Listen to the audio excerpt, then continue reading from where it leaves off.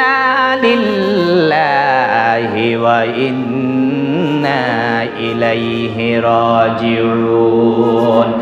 আর যদি কোনো কাফের মারা যায়, এই জন্য দেখবেন কাফের মারা গেলে বলে লানাতুল্লাহি আলাই, মানে কি তোর উপর আল্লাহর গজব পড়ো, তোর উপর আল্লাহর লানত, তোর উপর আল্লাহর গজব, তোর উপর আল্লাহর কি গজব, আল্লাহর গজব তোর উপরে, তুই কিল্লাই কুফরি অবস্থায় মরছিস, তোর উপর আল্লাহর গজব। আর যদি মুসলমান মরে তখন তাকে বলা হয় না লানাতুল্লাহি আলাই, মুসলমান মরলে বলে রহমতুল্লাহি আলাই, আল্লাহর রহমত তোর উপর পড়ো, আল্লাহর রহমত কি পড়ো, তোমার উপর আল্লাহর রহমত পড়ো, রহমতুল্লাহি আলাই।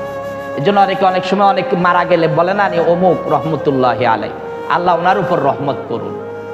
কিন্তু কাফের বললে কেন এই শব্দ বলে না? কারণ কাফের আল্লাহর গজবে নিপতিত, এই কথাটা প্রমাণ কোরআন দ্বারা। এই জন্য আল্লাহ তাআলা বলেন উলাইকা আলাইহিম লানাতুল্লাহি আলাই।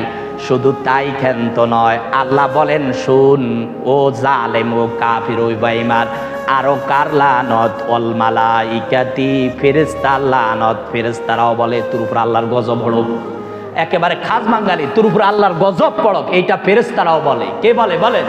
ফেরেশতা। এই কথা বলেন কে? আল্লাহ। এই যে ফেরেশতারাও তাদের উপর গজব দেয়, এই কথা বলেন কে?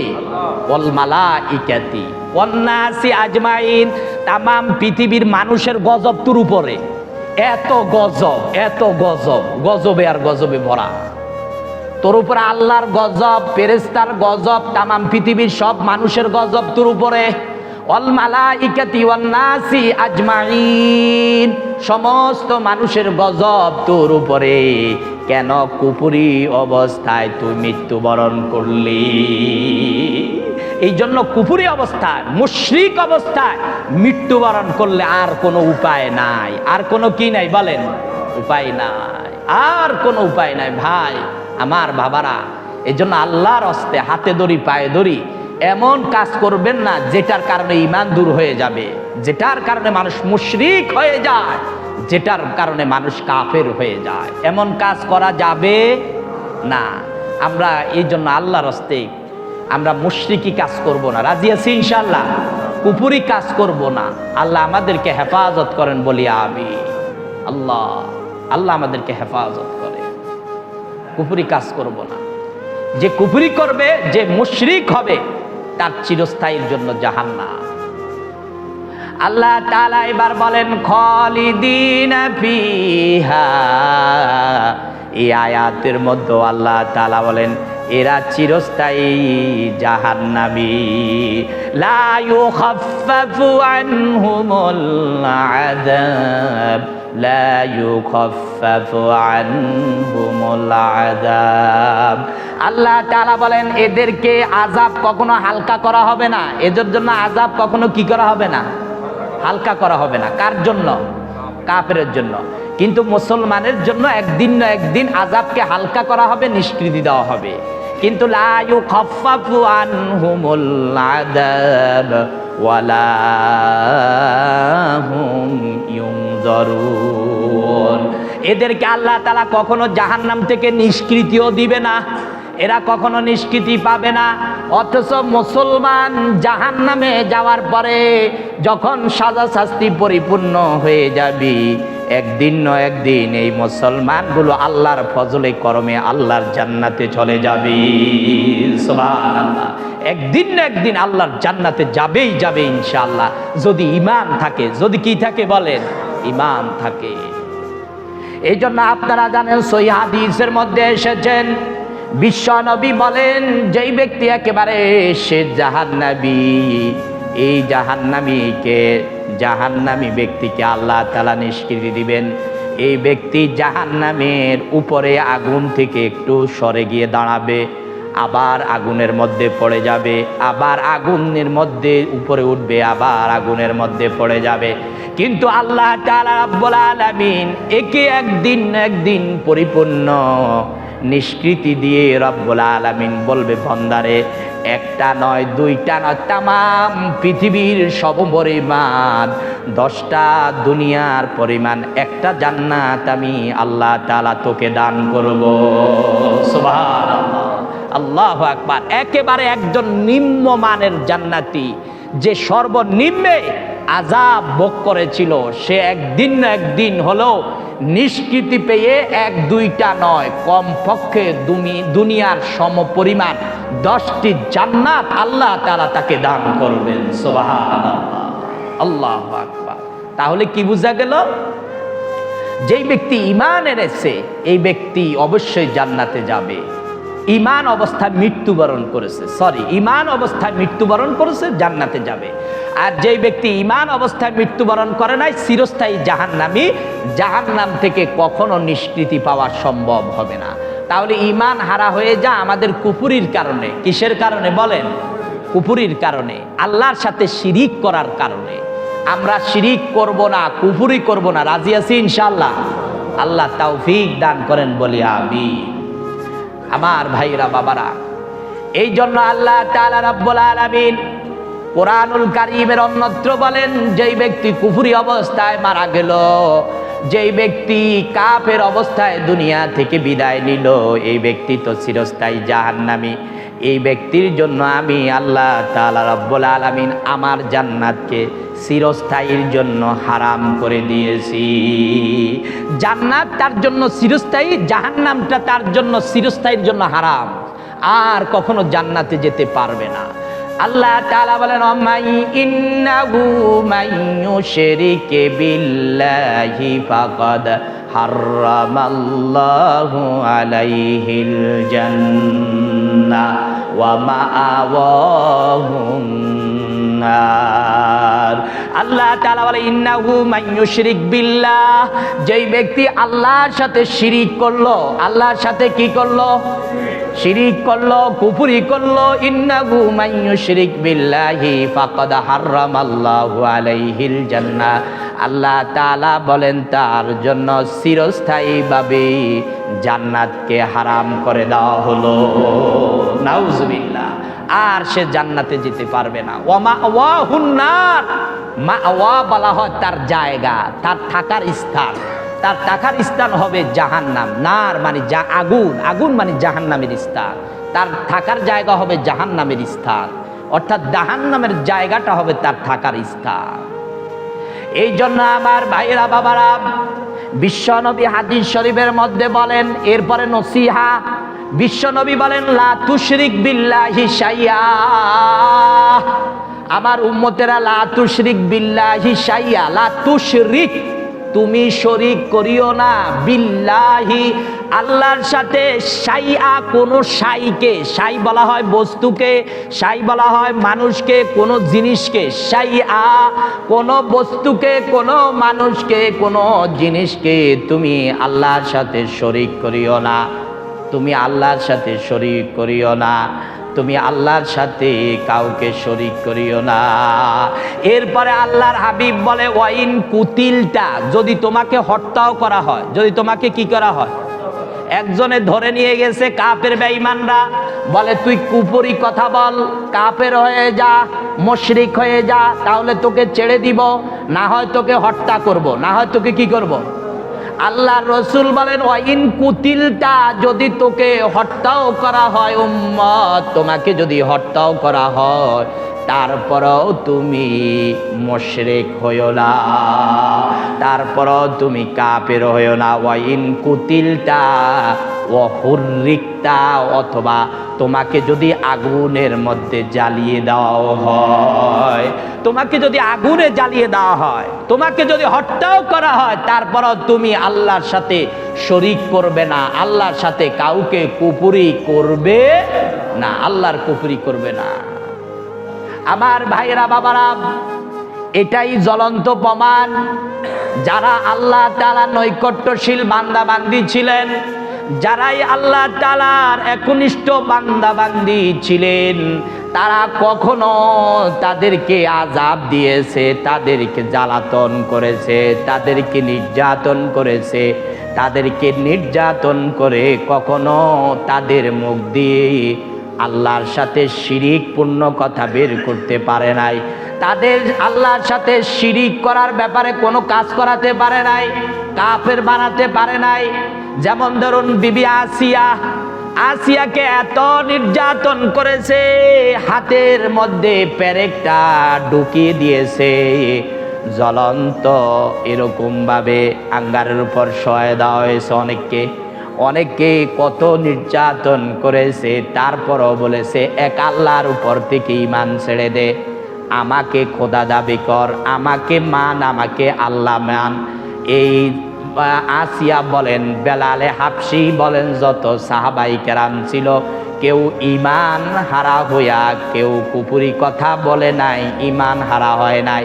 কুতিলটা তাদেরকে হত্যা করা হয়েছে, তাদেরকে জ্বালিয়ে দেওয়া হয়েছে, তারপরও এক চুল পরিমাণ তারা ঈমান থেকে বিচ্যুত হয় নাই, এক চুল পরিমাণও ঈমান থেকে বিচ্যুত হয় নাই।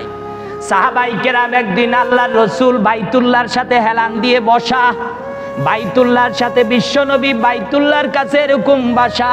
সাহাবাই কেরাম এসে বলেন, ইয়া রাসূলুল্লাহ, ইয়া হাবিবাল্লাহ, আমাদের উপর এত জুলুম, এত নির্যাতন, আমাদেরকে আঘাত করা হচ্ছে, আগুন দিয়ে পুড়িয়ে মারা হচ্ছে, আমাদেরকে হত্যা করা হচ্ছে। আল্লাহর রাসূল, আপনি মেহেরবানি করে আল্লাহর কাছে আমাদের জন্য সাহায্যের জন্য একটু দোয়া করেন, আমাদের এর থেকে নিষ্কৃতির কি কোনো ব্যবস্থা হবে না? বিশ্বনবী উঠে বসলেন, চেহারা লাল হয়ে গেল। বিশ্বনবী বলেন, শুনো সাহাবাই কেরাম, তোমাদের পূর্ববর্তী জামানার লোকদের অবস্থা এমন হয়েছিল, তাদেরকে ধরে আনা হতো, তাদেরকে করাতের উপর রাখা হতো, তাদের মাথা দ্বিখণ্ডিত করা হতো, তাদেরকে হত্যা করে ফেলা হতো, তারপরও তাদেরকে দ্বীন ইসলাম থেকে এক চুলো তাদেরকে দূরে সরাতে পারে নাই। সুবহানাল্লাহ, এক চুলো ইসলাম থেকে, ঈমান থেকে দূরে সরাতে পারে নাই। আমার ভাইয়েরা, বাবারা, আপনারা জানেন ফেরাউনের একটা বাদী ছিল, ফেরাউনের একটা বাদী ছিল। ওই বাদী তার একজন মেয়ের সেবিকা ছিল। একদিন ফেরাউনের এই সেবিকা, ওই মেয়ের সেবিকার হাত থেকে চিরুনি পড়ে গেল, হাত থেকে চিরুনি পড়ে গেল। ওই সেবিকা বিসমিল্লাহির রহমানির রহিম বলে চিরুনিটা উঠাইল। যখন ওই মেয়েটা শুনল, শোনার পরে চিন্তা করলো, আমার আব্বা না সবচাইতে বড় খোদা, আমার আব্বা না সকলের সৃষ্টিকর্তা, আবার এ কি বলে রহমান রহিম দয়ালু আল্লাহর নামে শুরু করতেছি, এ কি বলে? আবার দয়ালু মেহেরবান আল্লাহকে, সৃষ্টিকর্তাকে, সৃষ্টিকর্তা তো আমার আব্বা, আমার আব্বাই তো সবাইকে সৃষ্টি করে, আমার আব্বা, এই লোকটা এটা কি বলল? সব কাজের শুরুতে এরকম বিসমিল্লাহির রহমানির রহিম বলে কাজ করা, এটা অত্যন্ত ফজিলতের ব্যাপার, সওয়াবের ব্যাপার, কাজটা বরকতপূর্ণ হয়। হাদিস শরীফের মধ্যে এসেছেন, যেই কাজের শুরুতে বিসমিল্লাহ নাই ওই কাজটা বরকত শূন্য। ওই কাজটা কি শূন্য বলেন? ওই সেবিকা বিসমিল্লাহ বলে কাইটা ওই চিরুনিটা নিল, নিয়ে তার মাথা আশ্রাবে, আবার তাকে সাজগোজ করে দিবে। যখন বিসমিল্লাহ পড়ে এরকম ভাবে করলো, সে বলল, কি বলে? আমার আব্বাই তো সব, আবার কোন রহমান কোন রহিম আল্লাহ? এই বাদীটাকে ধরে নিয়ে গেল তার কাছে। যায়া যখন বলল, তুমি কার কথা বলো? বলে, আমি বলতেছি যিনি আমাকে সৃষ্টি করেছে, তোমাকে সৃষ্টি করেছে, সেই আল্লাহর কথা। এখন ওই ফেরাউনের শাসন আমলের ফেরাউন নামীয় ওই লোকটা বলতেছে, তুমি কাকে আল্লাহ বলো? কে সৃষ্টি করেছে? সৃষ্টি তো করি আমি, আমার কথা এটা বলবা? বলে, না, তুমি সৃষ্টিকর্তা হতে পারো না, কারণ তোমাকে সৃষ্টি করেছেন আরেকজন, তোমাকে যিনি সৃষ্টি করেছেন তিনি আমাকেও সৃষ্টি করেছেন, আমাকে যিনি সৃষ্টি করেছেন তোমাকেও তিনি সৃষ্টি করেছেন, তার কথা বলতেছি। এই লোকটার অবস্থা দেখে তারা বুঝতে পারলো এ আল্লাহর উপর ঈমান নিয়ে এসেছে, ঈমান থেকে যদি একে দূরে সরাইতে হয় সাধারণ ভয় দেখিয়ে পারা যাবে না। এই জন্য আগুন জ্বালিয়ে তার ভিতরে তৈল দিয়ে দিল, বিশাল বড় ডেকজি, বিশাল বড়। একজন মানুষকে ভিতরে ফেলে দেওয়া যায়, কয়েকজনকে ভিতরে ফেলে দেওয়া যায়। তোল দিয়ে এই ডেকজিটা খুব উত্তপ্ত করা হলো, আগুনকে উত্তপ্ত করা হলো। আগুনকে যখন উত্তপ্ত করা হলো, যেই তৈলের মধ্যে মানুষকে ছেড়ে দিলে জ্বলন্ত মানুষটা, জীবন্ত মানুষটা মাছ যেরকম বুনা হয়ে যায় এরকম হয়ে যাবে। এরকম আগুনের মধ্যে ছেড়ে দিবে। ওই মহিলার কয়েকটা সন্তান ছিল, এক একজনকে যখন ছেড়ে দিল, এক একজন দুনিয়া থেকে বিদায় হয়ে গেল, এক একজন দুনিয়া থেকে বিদায় হয়ে গেল। শেষ দুধের শিশুটাকে, ছোট বাচ্চাটাকে যখন ছেড়ে দিবে, আল্লাহর কুদরতে ওই বাচ্চাটার জবান খুলে গেল। বাচ্চাটা বলল, মা তুমি ঈমান হারা হয়েও না, তোমার ঈমান নেওয়ার জন্য বাচ্চা এই কাজ করেছে। তুমি ঈমান হারা হয়েও না মা, তুমি আনন্দের সহিত ঈমানকে উৎসর্গ করে দাও, তোমার জীবনকে উৎসর্গ করে দাও। আনন্দের সহিত তোমার এই জীবনকে উৎসর্গ যদি করে দিতে পারো, তুমি মরতে দেরি হবে, আল্লাহর জান্নাতের নিয়ামত পেতে তুমি দেরি হবে না। সুবহানাল্লাহ। তুমি তোমার জীবনকে তুমি বেঈমান হবে না, আল্লাহর সাথে শরীক করবে না, তুমি তাকে খোদা মানবে না, তাকে রব মানবে না, সৃষ্টিকর্তা মানবে না। কারণ তুমি যেই আল্লাহর উপর ঈমান নিয়ে এসেছ, সেই কিন্তু প্রকৃত স্রষ্টা, সেই প্রকৃত রব। তার উপর ঈমান অবিচল রাখো, শরীক করিও না আল্লাহর সাথে। এই লোকটা, মা যখন এই কথা শুনলো, দিলটা বড় হয়ে গেল, খুশি হয়ে গেল। মা আল্লাহর সাথে শরীক করে নাই, বেঈমান হয় নাই, কুফরি করে নাই, ঈমান নিয়ে ওই মাটা মৃত্যুবরণ করেছে। সুবহানাল্লাহ। আমার ভাইরা, এই জন্য আপনাদেরকে বলবো, শিরিক করবেন না, মুশরিকানা কাজ করবেন না। আমাদের সমাজে কিছু মানুষ আছে বুঝে না, ওই যে কে বলে বুঝে না ছোট্ট মানুষ, ওই যে আমাদের মুরব্বী হুজুরে বুঝে না ছোট্ট মানুষ, মুরব্বী উনি মানে বুঝে না, এখনো মুরব্বী হয়েছে, অনেক কিছু বুঝে না, এখনো অনেক কিছু বুঝে না। কোনটা শিরিক, কোনটা ভালো পথ, কোনটা ইসলামের পথ, কোনটা ন্যায়ের পথ, কোনটা অন্যায়ের পথ, এটাও বুঝে না, এগুলোও বুঝে না। বুঝে কিভাবে 1 কোটি টাকা কামাই করা যাবে, কিভাবে 5 কোটি টাকার মালিক হওয়া যাবে, এগুলা বুঝে। কিন্তু কোনটা করলে আমার ঈমান শেষ, সেটা কিন্তু বুঝে না, সেটা বুঝে না। শুধু আসুন আমি আপনাদেরকে বলি, আমরা সবাই ইবাদত করতে হবে কার? আল্লাহ। আল্লাহ, শিরিক করা যাবে না আল্লাহর সাথে, শুধু ইবাদত করতে হবে। আল্লাহ তা'বুদু ইল্লা ইয়াহু, যদি ইবাদত করতে হয় একমাত্র কেবলমাত্র আল্লাহরও ইবাদত করতে হবে, আর কারো ইবাদত করা যাবে না। কাউকে সেজদা দেওয়া যাবে না, কাহারও এমন কাজ করা যাবে না যেই কাজ করলে আমার ঈমানটা দূর হয়ে যায়। আল্লাহ তাআলা রব্বুল আলামিন আজকের আমাদেরকে এই কথাগুলো বুঝার, আমল করার তৌফিক দান করেন বলি আমিন। আমি এই কথাও বলেছি আপনাদেরকে, যদি আপনি খুশি হয়ে যদি নবীকেও সেজদা দেন, তাহলেও আমি আপনি মুশরিক হয়ে যাব। আমি আপনি কি হয়ে যাব বলেন? মুশরিক হয়ে যাব, কাফের হয়ে যাব। আমরা নবীকেও যেখানে সেজদা দিতে পারি না, সেখানে দুনিয়ার কলিমুদ্দিনের কোনো খানা নাই, ঠিক কিনা বলেন? কোন বাবা, কোন দুর্গা, কোন দরগা, এগুলার কোনো খানা নাই। সব কিছু আমাদেরকে পরিহার করতে হবে, শুধুমাত্র চাইতে হবে আল্লাহর কাছে, আল্লাহর ইবাদত করতে হবে। আসুন আমাকে আপনাদের প্রত্যেককে আল্লাহর জন্য প্রকৃতভাবে ইবাদত করার, সেইভাবে আমাদেরকে ঈমান মজবুত করার তৌফিক দান করেন বলে আমিন।